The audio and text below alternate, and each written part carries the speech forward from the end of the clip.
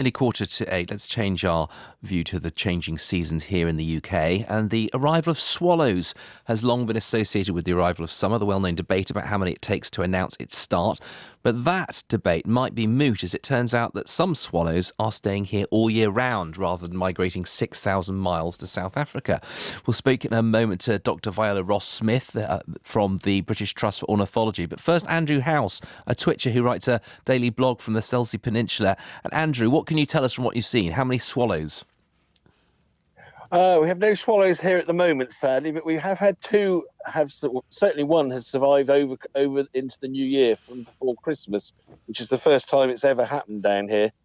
We've seen them staying later and later into the autumn, but there were two up to Christmas, and one has carried on into the new year, which has never happened here before.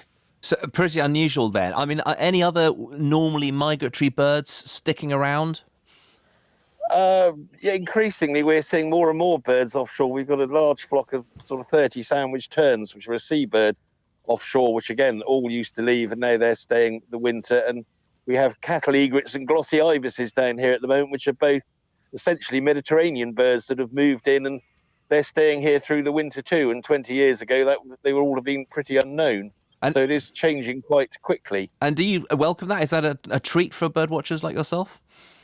It's a mixed blessing. We're very pleased to see the new ones, but unfortunately some of the birds we used to get down here regularly in winter, some of the sort of sea duck and other things, fieldfares and redwings and things, becoming increasingly scarce because they're no longer coming this far south. Got it. Okay, well, let's talk to...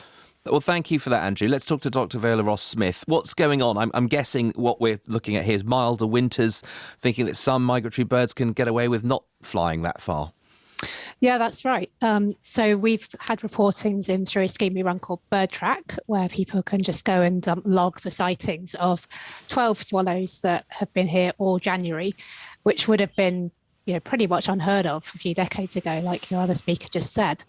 And that's almost certainly to do with the milder winters. Obviously, not every winter is mild, and it's a gamble for birds to stick around all winter. Well, that's what I was going to say.